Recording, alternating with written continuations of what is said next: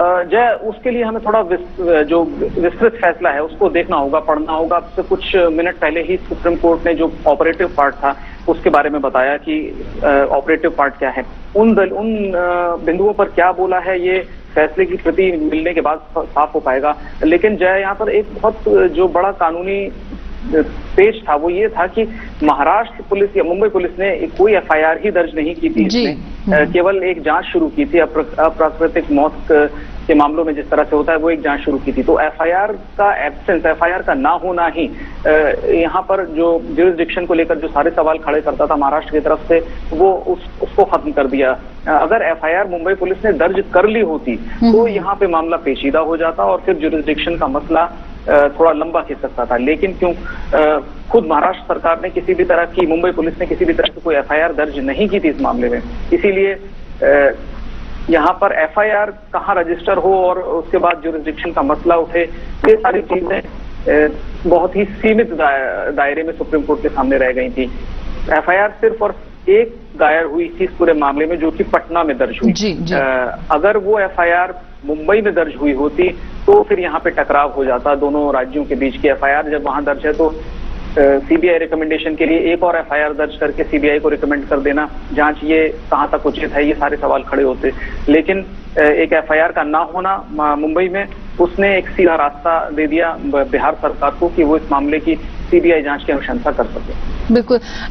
विकास, 14 अगस्त को ये पूरी जो मामले की सुनवाई थी वो पूरी हो गई थी कोर्ट में। क्या लगता है कौन कौन से ऐसे अहम मुद्दे रहे, ऐसे पहलू रहे जिसकी वजह से सुप्रीम कोर्ट की तरफ से इस तरह का फैसला आया है कि बिहार पुलिस को पूरी तरह से अधिकार था इस पूरे मुद्दे की जांच करने का, साथ ही साथ इस पूरे जो घटनाक्रम रहा, ये जो पूरी अप्राकृतिक मौत रही इतने मशहूर अभिनेता के लिए, उसके लिए अब सीबीआई जांच की आवश्यकता थी?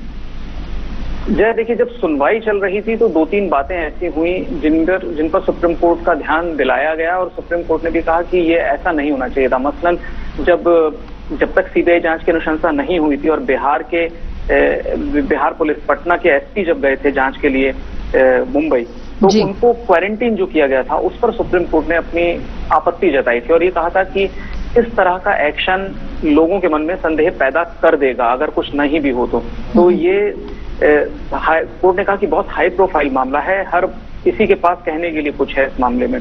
तो पहली बात, राज्य सरकार को भी, मुंबई पुलिस को भी ये देखना चाहिए था कि इसको कैसे हैंडल कर रहे हैं। पहला, एफआईआर दर्ज ना होना। दूसरा, जब पटना पुलिस जांच के लिए वहां पहुंची तो उनको क्वारंटीन में भेज देना, ये इससे एक गलत संदेश गया सुप्रीम कोर्ट को भी, और कोर्ट ने इस पर आपत्ति भी जताई थी कि ये जो है ये आपत्तिजनक है जो आपने बिहार पुलिस के अधिकारी के साथ किया है। और इसके बाद कोर्ट ने कहा कि 2 राज्य जांच करें, क्योंकि अब यहाँ पर टकराव इस बात तभी था कि अगर रिया चक्रवर्ती की दलीलें मान ली जाती जो उन्होंने ट्रांसफर पिटीशन में कही थी तो मुंबई पुलिस के पास जांच रहती और एक एफआईआर बिहार में भी है, वहां पे वो जांच करे। तो कोर्ट ने एक टिप्पणी ये भी की थी कि 2 राज्य की पुलिस इस मामले में जांच करें या किसी भी मामले में 2 राज्य की पुलिस जांच करें, वो प्रैक्टिकल नहीं है, वो तर्क संगत नहीं है। इसीलिए तीसरी एजेंसी जिसका ज्यूरिसडिक्शन पूरे देश में बनता है, अगर प्रॉपर नोटिफिकेशन हो, वो जांच कर सकती है। तो सीबीआई के पास अधिकार है इसको करने का, और क्योंकि एफआईआर पटना में दर्ज है तो राज्य सरकार के पास अधिकार था कि वो एक तरह की निष्पक्ष जांच के लिए किसी भी तरह का कोई प्रभाव ना हो इस पर। और 2 राज्यों के बीच में क्योंकि केस फंसा है तो सीबीआई एक उचित एजेंसी है और सुप्रीम कोर्ट ने भी इस दलील को मान लिया। विकास, जिस तरह से मुंबई पुलिस का लगातार बयान सामने आया था, उसने एक एडीआर दर्ज की थी और कहा था कि वो संज्ञेय अपराध नहीं मानती। किन दलीलों के साथ महाराष्ट्र सरकार आज कोर्ट पहुंची थी और क्या उनके तथ्य रहे जिन्हें कोर्ट ने खारिज किया? देखिए जय, इसमें आप ऐसे देखें कि एक कदम पीछे ही रह गई महाराष्ट्र मुंबई पुलिस और रिया चक्रवर्ती थी, क्योंकि जब वो सुप्रीम कोर्ट पहुंची थी रिया चक्रवर्ती तो उनकी जो याचिका थी वो ये थी कि इस पूरी जो एफआईआर जो दर्ज की गई है पटना में, इसको ट्रांसफर कर दिया जाए मुंबई, क्योंकि जो भी इंसिडेंट हुआ है वो मुंबई में हुआ है, ज्यूरिसडिक्शन वहां का बनता है इसलिए।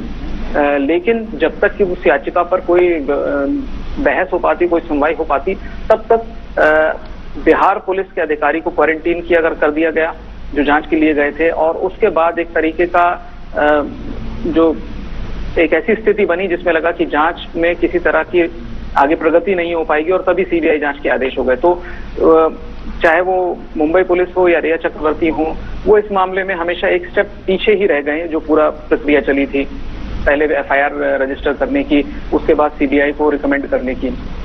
तो महाराष्ट्र सरकार की ज्यादातर जो दलीलें थी वो ज्यूरिसडिक्शन के ऊपर थी।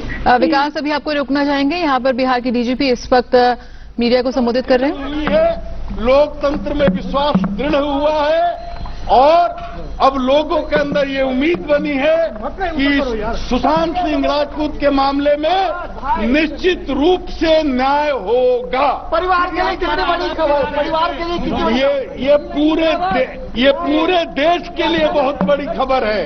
पूरा देश इस खबर का इंतजार कर रहा था। हम लोगों पर आरोप लगाए जा रहे थे कि आपने क्यों केस किया, हमको अनुसंधान नहीं करने दिया जा रहा था, और हमने अपने आईपीएस अफसर को भेजा, उसको कैदी की तरह रात में 12 बजे क्वारंटाइन किया गया। उसी से लोगों को लग रहा था कि कोई न कोई गड़बड़ है। हम लोगों ने जो भी काम किया कानूनी रूप से, संवैधानिक रूप से सही काम किया। माननीय सर्वोच्च न्यायालय ने इस पर अपनी मुहर लगा दी है। हम लोग इसमें आगे यही उम्मीद करते हैं कि लोगों को धीरज के साथ इंतजार करना चाहिए।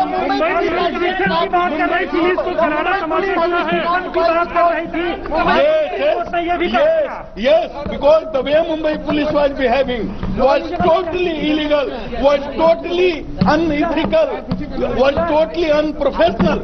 One IPS officer is going to Mumbai with prior information and he is being quarantined at 12 o'clock midnight. This is not done. This is not professional behavior. This is very bad. मान ली गई है, तो आपको क्या लग रहा है, अब फैसला होकर रहेगा, नतीजा आकर रहेगा? नतीजा आएगा, निश्चित आएगा, क्योंकि ये केवल एक आदमी की लड़ाई नहीं है, एक परिवार की लड़ाई नहीं है, ये गुप्तेश्वर पांडे की कोई व्यक्तिगत लड़ाई नहीं है, ये हिंदुस्तान की 130 करोड़ जनता जो न्याय चाहती है उसकी लड़ाई है। सब लोग, मुंबई पुलिस को भी करारा तमाचा लगा इससे। संजय राउत ने आपके ऊपर भी बहुत सारे, देखिए, किसी राजनीतिक व्यक्ति के आरोप का जवाब देना मेरे लिए उचित नहीं है, उस पर मुझे कुछ नहीं कहना है। माननीय सर्वोच्च न्यायालय ने हम लोगों ने जो स्टैंड लिया उसको प्रमाणित कर दिया कि हम लोग सही थे। इस बात की मुझे खुशी है। पूरे देश को पता चला बिहार पुलिस कुछ गलत नहीं कर रही थी, सही इंटेंशन से सही दिशा में सुशांत सिंह राजपूत को न्याय दिलाने के लिए काम कर रही थी। कुछ लोगों को बेचैनी थी, छटपटाहट रही होगी कि उनका कहीं पोल न खुल जाए, इसलिए लोगों ने इसमें बहुत ज्यादा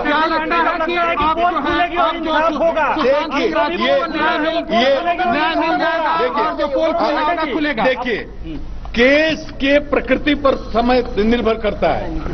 1 महीना में होगा, 3 महीना में होगा, समय सीमा निर्धारित नहीं की जा सकती।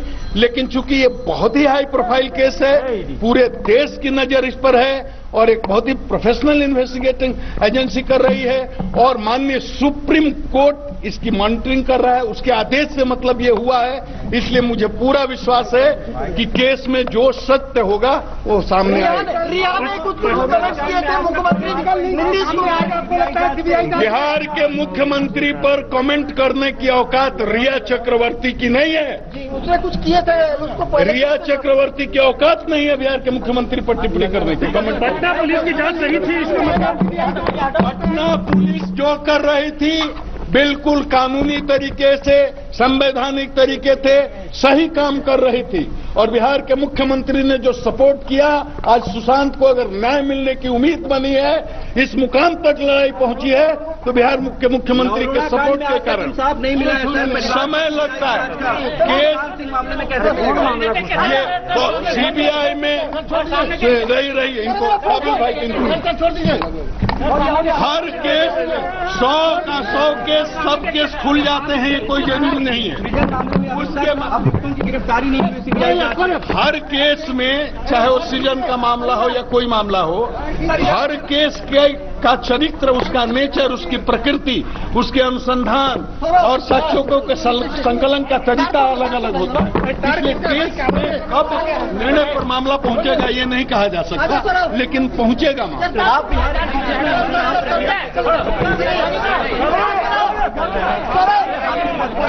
जी, औकात का मतलब क्या होता है आप बताइए। शोभा देता है। मैं इस बात को रिपीट कर रहा हूं कि रिया चक्रवर्ती की ये हैसियत नहीं है कि बिहार के मुख्यमंत्री पर टिप्पणी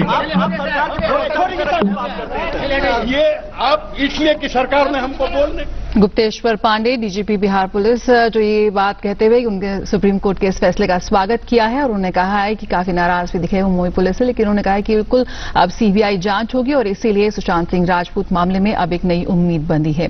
विकास सिंह सुशांत सिंह राजपूत के परिवार के वकील हैं, वो क्या कह रहे हैं आइए सुनते हैं। सुप्रीम कोर्ट ने बड़ा स्पष्ट शब्दों में कह दिया है कि मुंबई पुलिस ने जो भी इन्वेस्टिगेशन किया उसका बड़ा लिमिटेड दायरा था, उसमें कोई इन्वेस्टिगेशन नहीं था। कोर्ट ने यह भी कह दिया है कि पटना पुलिस में एफआईआर करने की अब बिल्कुल जुरिस्डिक्शन था। कोर्ट ने यह भी कह दिया है कि बिहार सरकार सीबीआई को रेफर कर सकता था मामले को, लेकिन इन सब के बावजूद कोर्ट ने सबसे बड़ी बात यह कह दी है कि इस सीबीआई इन्वेस्टिगेशन को हम अपने कोर्ट का भी स्टैंप दे रहे हैं और कोर्ट की तरफ से भी कह रहे हैं कि ये सीबीआई से ही होनी चाहिए। और उसमें कोर्ट ने अपने तरफ से और भी ऐड कर दिया है कि कोई भी मामला जो सुशांत सिंह राजपूत से जुड़ा है, अगर कोई एफआईआर दर्ज होता है, वो एफआईआर दर्ज भी, वो इन्वेस्टिगेशन भी सीबीआई ही करेगी। तो बिल्कुल सुशांत सिंह राजपूत केस में सुप्रीम कोर्ट का फैसला आ गया है। सुप्रीम कोर्ट ने सुशांत सिंह राजपूत की मौत की पूरी जांच जो है वो सीबीआई को सौंप दी है और साथ ही साथ मुंबई पुलिस को भी निर्देश दिया है कि वो सारे जो दस्तावेज हैं वो सीबीआई को सौंपे और इस पूरी जांच में सहयोग करे। इसी के साथ इस बुलेटिन में इतना ही। खबरों का सिलसिला जारी रहेगा, बने रहेंगे इस बड़ी खबर पर। आप देखते रहिए डीडी न्यूज। नमस्कार।